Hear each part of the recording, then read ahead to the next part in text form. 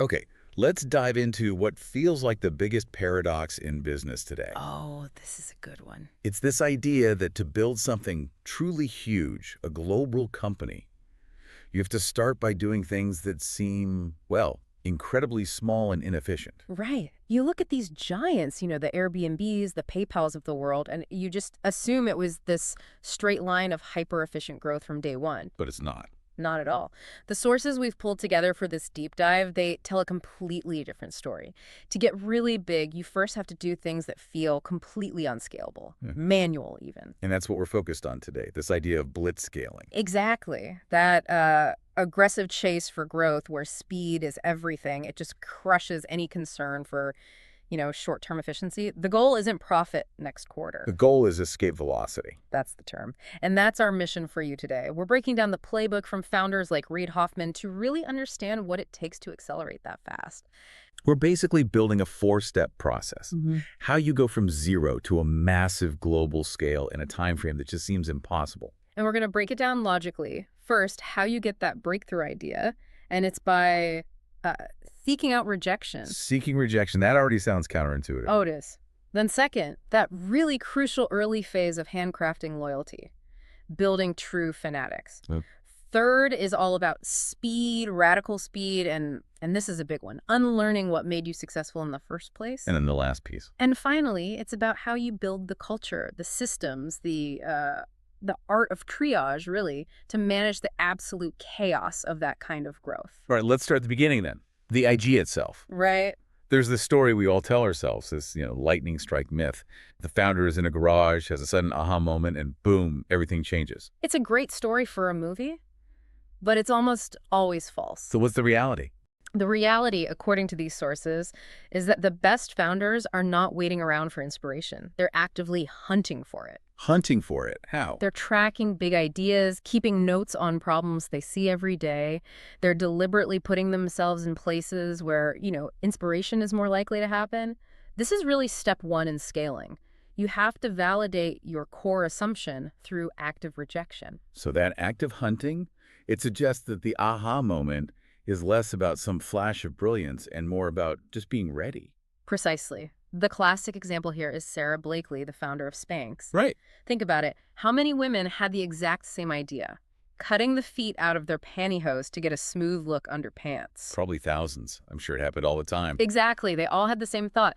But Sarah was the one who was ready to act on it. She was already in this mindset of, I'm looking for a problem I can build a business around. Well, everyone else just had the thought and then, went back to work the next day. That's the difference, that readiness. She was mentally and strategically prepared to actually execute, to face all the hurdles, which for Spanx were huge. Patent issues, manufacturing, all of it. So that kind of preparation is essential for scaling fast, long before anyone even knows your name. It's non-negotiable.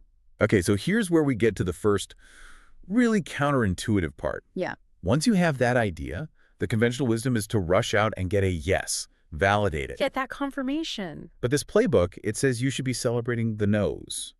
Why on earth would you do that? Because the initial no is an incredible filter. It's a guide. A filter for what? It sharpens your own view. It helps you define who your user is, and maybe even more importantly, who your user isn't. It's like an early warning system for all the pitfalls you haven't thought of yet. So if everyone says yes right away, that's actually a bad sign.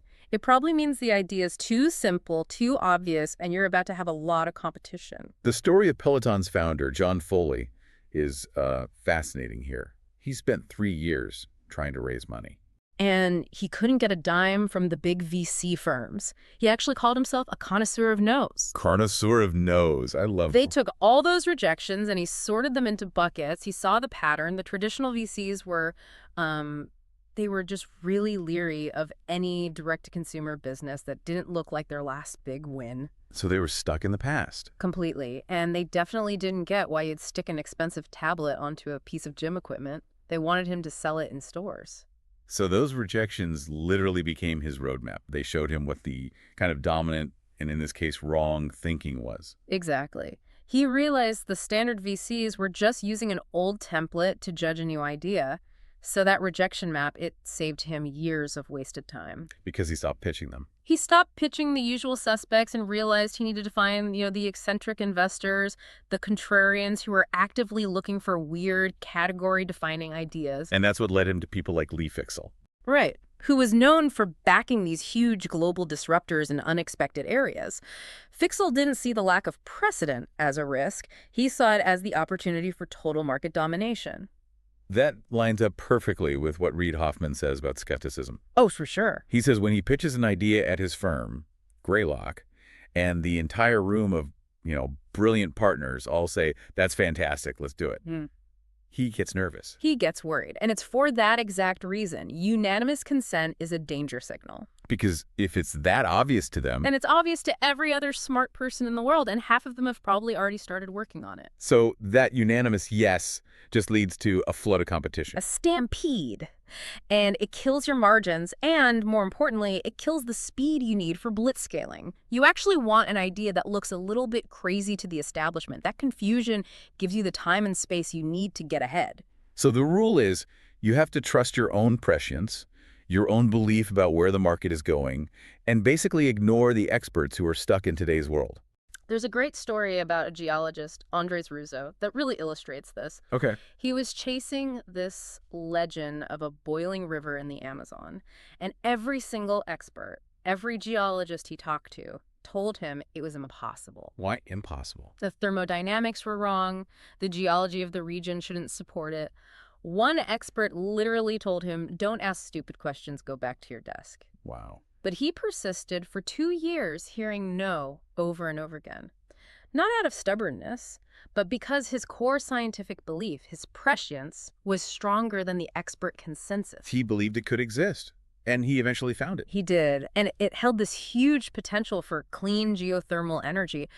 That kind of conviction, it's a non-negotiable for anyone trying to blitzscale. If you doubt your own thesis after the first few rejections, the company is already dead. But there's a balance, right? You have to be careful. You do. The sources are clear on this. You have to be prepared to listen if the no's are coming from your actual users and they're right about the experience. That's the tricky part, isn't it? Knowing when the no is just, establishment ignorance versus when it's a real warning sign from your customers. Mark Pincus, who founded Zynga, he learned this the hard way with one of his first companies, Tribe. What was the idea? It was an all-in-one free internet PC, sounded revolutionary. He literally tried to give away free computers outside of Tower Records. And nobody took one. Almost nobody. A free computer. Sure. It's an unbelievable rejection. So what was the problem? What did he miss? He missed the psychology.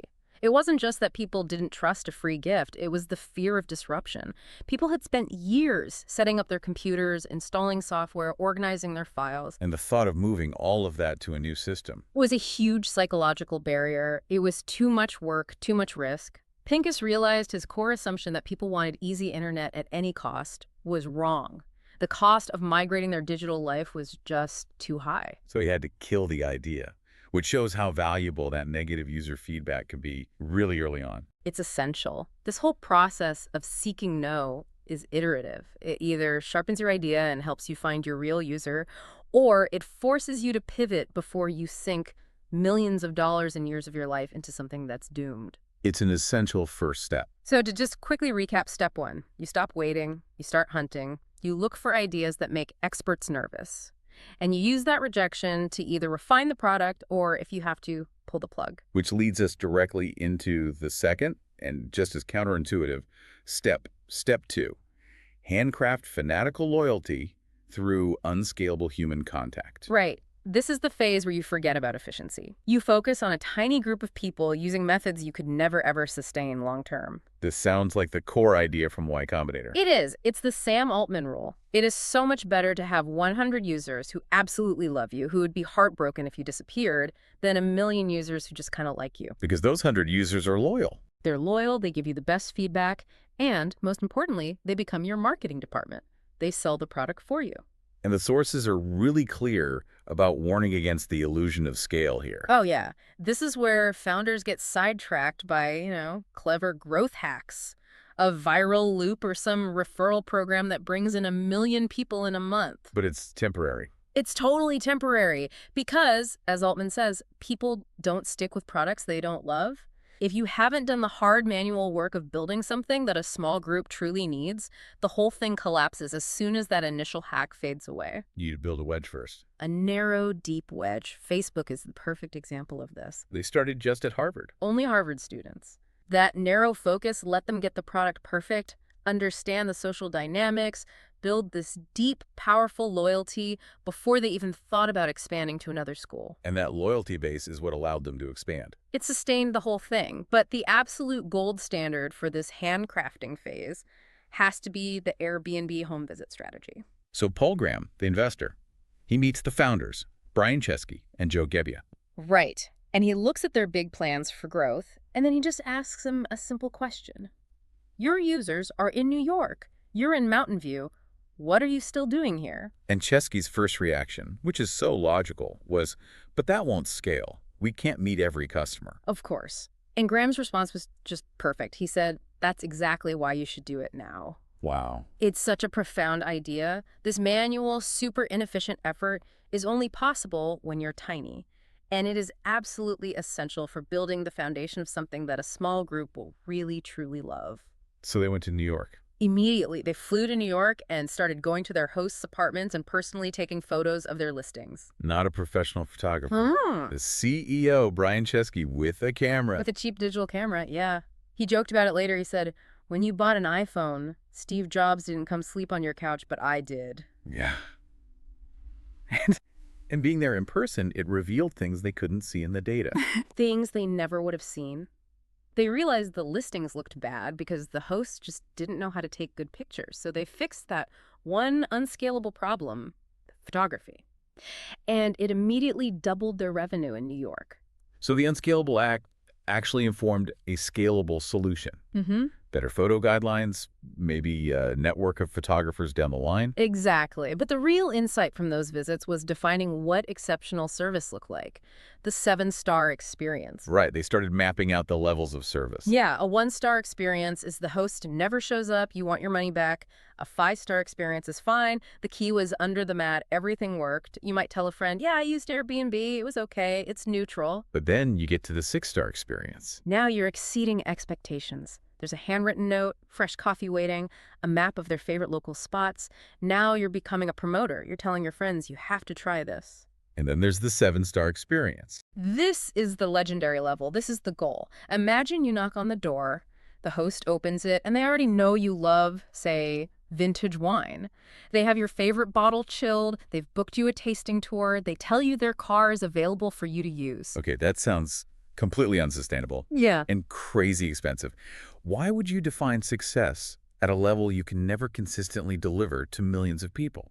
Because it sets the North Star for the entire company, for the culture, for the product development. It tells the engineers, this is what true loyalty feels like. I see. And then their job becomes, okay, how can we bake 80% of that feeling, that personal touch, into a platform that does scale?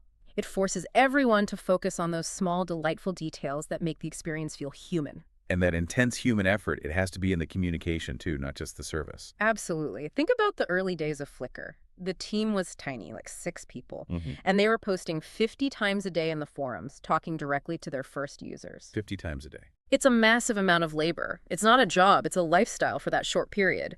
But that's the advantage a small startup has over a big, faceless, automated company. And that labor builds trust. It builds the loyalty that pays off later. You see the same kind of unscalable act with Charles Best when he started Donor Shoes. He had this classic chicken and egg problem. Donors won't come if there are no projects from teachers.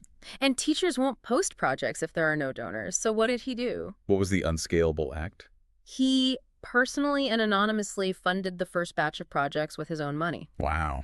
It created the immediate illusion that the site was already active, that donors were just waiting to help out. It was a huge personal risk, but it created instant momentum. And as word spread, more teachers started posting, which attracted real donors. Exactly. And even now, with all their scale, there's one element that's still really hard to automate, but it's essential. The thank you letters. The student thank you letters? They've tried automating it, sending emails, but the data is clear. Nothing has the same emotional impact on a donor as getting a handwritten letter from a kid. That one handcrafted detail is the core of their loyalty loop. So step 2 really demands that a founder is willing to get their hands dirty, to do things that are manual, expensive, and time-consuming. The goal isn't efficiency. The goal is to build a small army of evangelists who will carry you forward when you finally do hit the button to scale.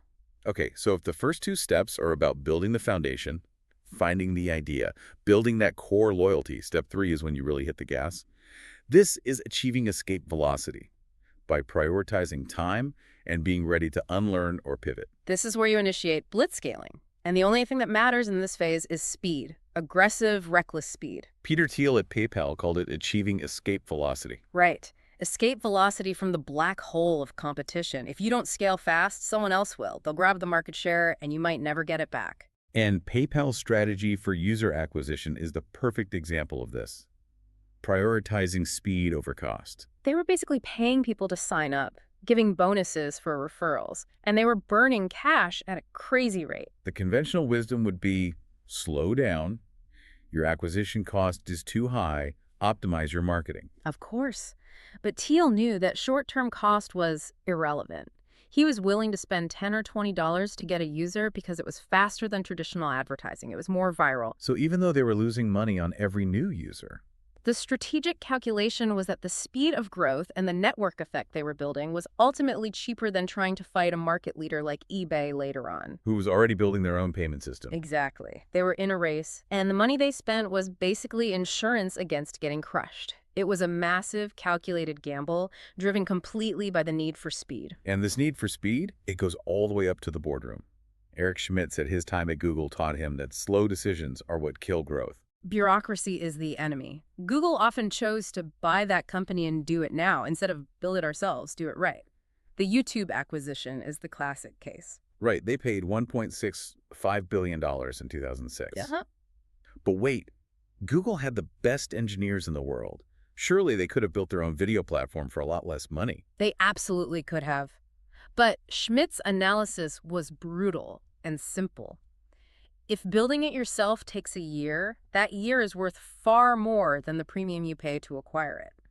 In hypergrowth, time is the only thing that matters. The biggest mistake is not making a decision fast enough. But the second you choose that speed, you create this huge internal challenge, which is the need to unlearn. This is a massive psychological hurdle for founders. Why is it so hard? Because success imprints so much more strongly than failure. You get comfortable with the system that worked. You're proud of it. So you try to apply that same system to the next problem. And if the market has changed? Applying the old solution is exactly what sends the train off the tracks. So how does a leader fight that? I mean, if my team has been successful with Method X for years, telling them to just abandon it sounds like a recipe for panic. It has to start with radical honesty from the top. You have to admit that the thing that got you here is now a liability.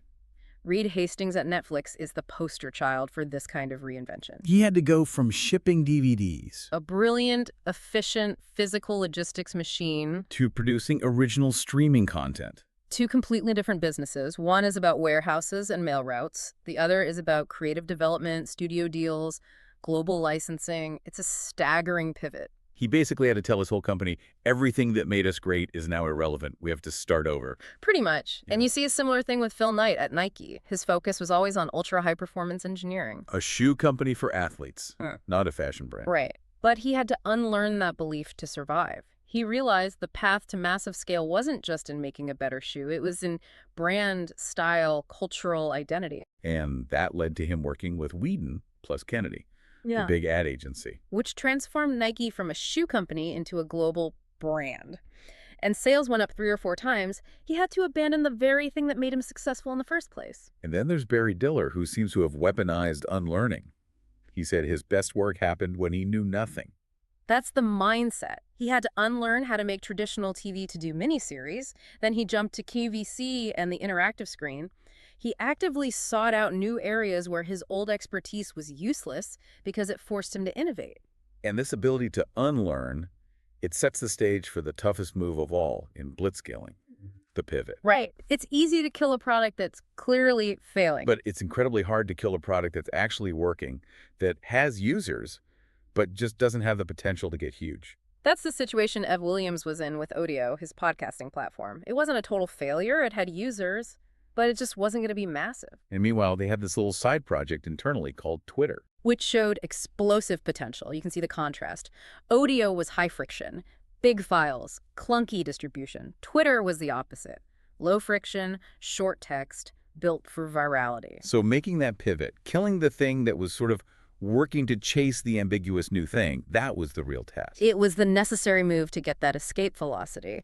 And the sources are really clear about the timing here. You have to pivot the moment you realize you're scraping the bottom of the barrel for ideas to make the old plan work. You can't wait until the company is obviously dying. If you wait that long, the money and the morale you need to actually execute a pivot are already on. So step 3 is all about tactical speed, strategic speed, and a radical willingness to just let go of what used to work. It's embracing speed and shedding baggage. Okay, so scaling this quickly creates a ton of internal strain.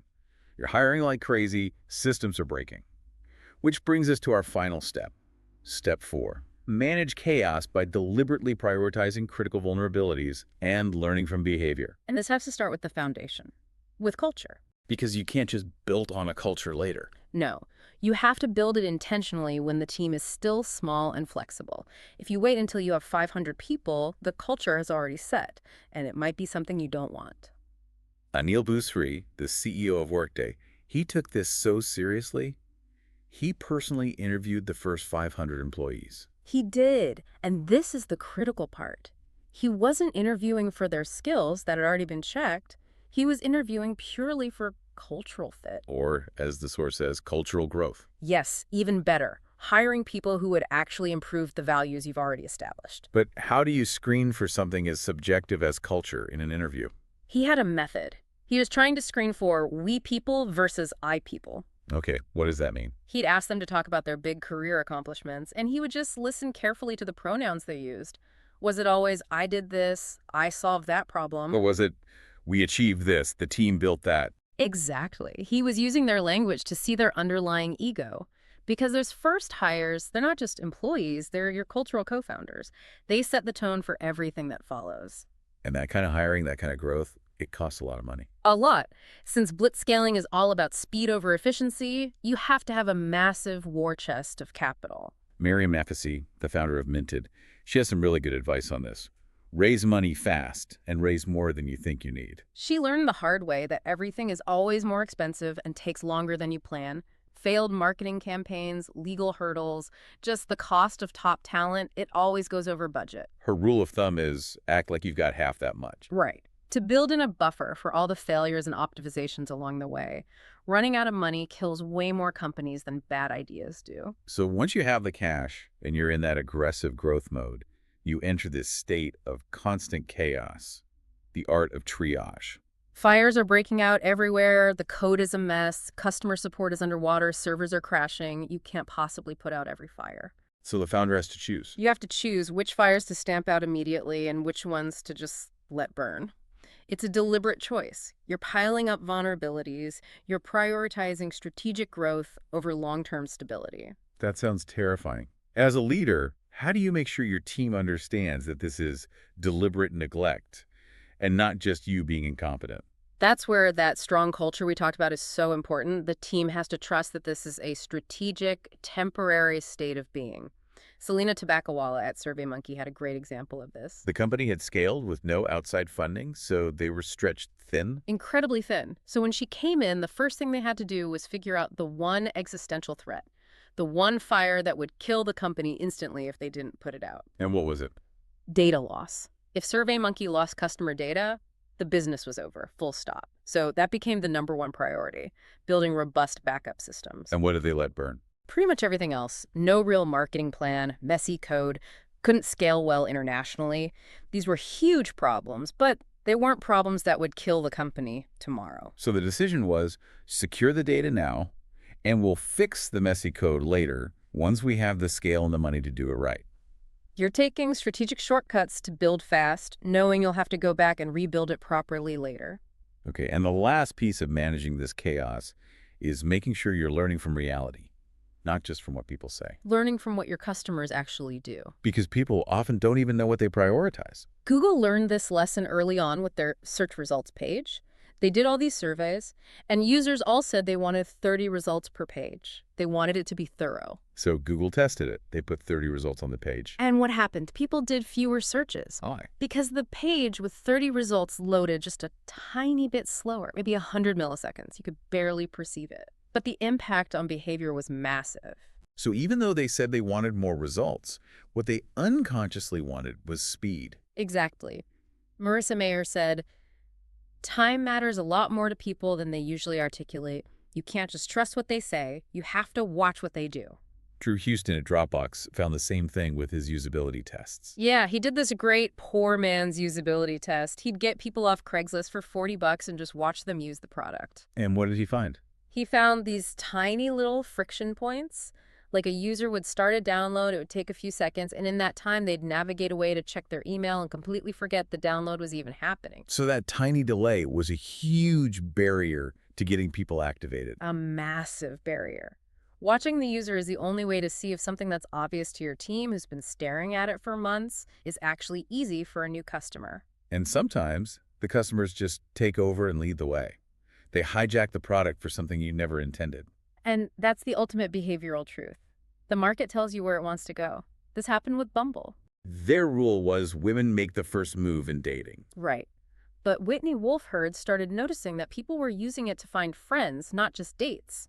Their profiles would say things like, "Not here for dating, just moved to town." So the users themselves figured out that the core mechanic, that safe way for women to initiate contact, had applications beyond dating. And the founder was smart enough to listen to that hijacking and build out Bumble BFF. It dramatically expanded their market. Same thing with Eventbrite. They knew they'd really hit scale when people started using the platform for totally weird, unexpected things. Like goat yoga. Like goat yoga. That's a perfect signal that your platform is truly flexible and has been adopted by the mainstream. The customers are using it in ways you never could have predicted. That's the sign of market dominance. So step 4 is really about managing the organization through intentional chaos while keeping your eyes peeled for those behavioral truths that show you the path forward. So we've laid out these 4 counterintuitive steps for massive scale. First, you actively hunt for the big idea, and you use no to sharpen and validate it. Then second, you commit to that unscalable manual work to create a small group of absolute fanatics. Right. Third, you prioritize speed above all else blitzscaling, even if it's expensive, and you have the courage to unlearn what made you successful so you can pivot. And finally, you build a strong culture, you get a big war chest of cash, and you manage the chaos with deliberate triage, all while watching what your customers actually do. The leader's job, then, is to establish what Chris Thompson, the drummer from Vampire Weekend, calls the cultural drumbeat. I love that phrase. He describes his job as being egoless. He's just there to provide the rhythm, the backbone that lets the rest of the band move together. That's leadership in a company that's scaling fast. And that mission, that secondary purpose, as the sources call it, whether it's democratizing fitness or something else, that's the virtuous Trojan horse that gets everyone through that difficult journey. It is. But that brings us to the final provocative thought for you to take away from this deep dive. When a company actually achieves that massive scale, when it goes from 0 to a gazillion, The questions get harder. they get exponentially more complicated. The ultimate challenge then becomes preventing your customers from just becoming revenue metrics and your employees from becoming headcount. So the question you have to ask yourself is, how will you make sure that your core values, that human element that you handcrafted with those first fanatical users, how do you ensure that survives the journey to the top and continues to guide the giant that you've built? That's the knowledge you'll need for your next deep dive.